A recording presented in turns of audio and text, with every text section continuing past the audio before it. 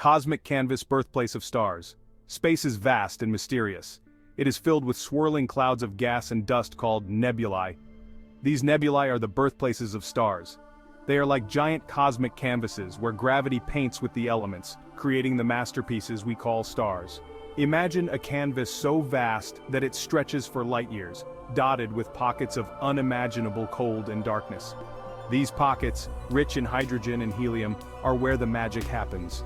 They are the seeds of future stars, waiting for the right conditions to ignite. Gravity, the invisible artist, plays a crucial role in this cosmic drama. It draws in the gas and dust, pulling it closer and closer together.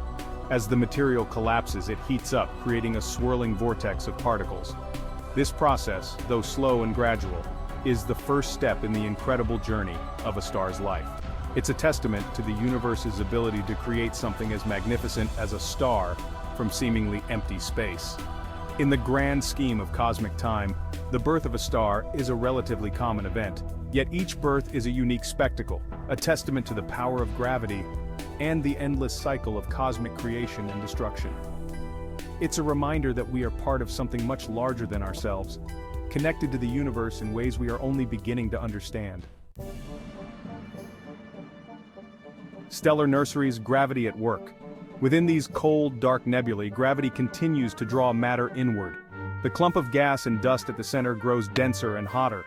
This central core, called a protostar, is the heart of a future star.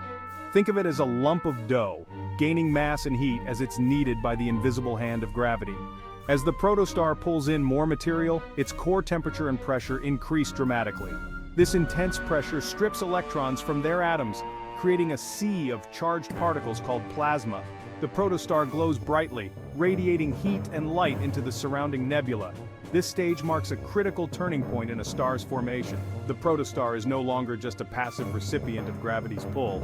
It's now an active force, pushing back against the inward pressure with its own radiation. This delicate dance between gravity and radiation determines the fate of the protostar. Will it gather enough mass to ignite nuclear fusion and become a star, or will it fizzle out, remaining as a dim, failed star?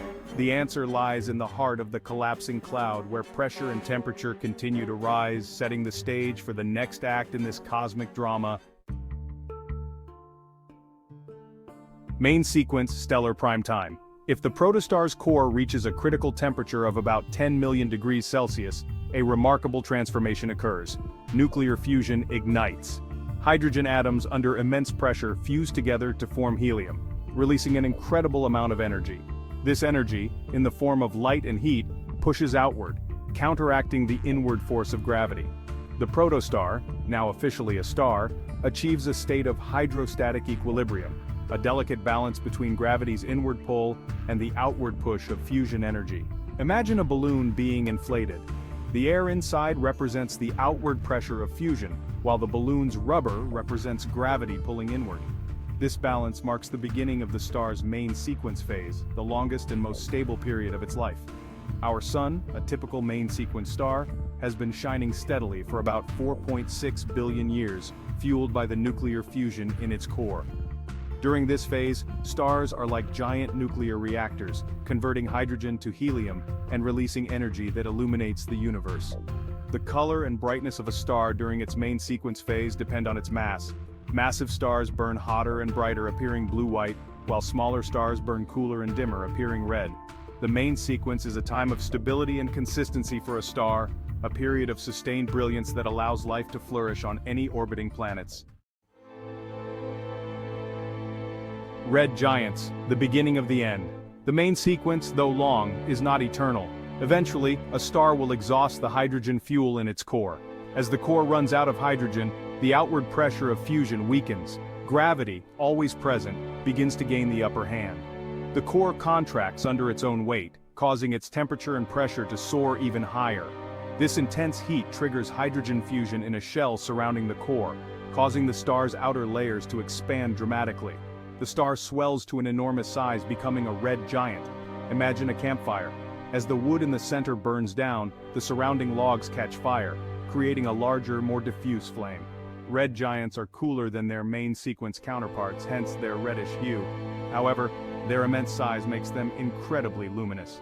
During this phase, stars like our Sun will expand to engulf the orbits of their inner planets, including Earth.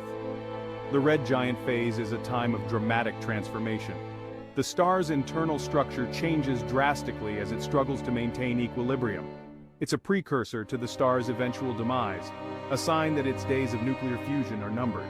The red giant phase is a reminder that even the most massive and brilliant objects in the universe are subject to change and decay.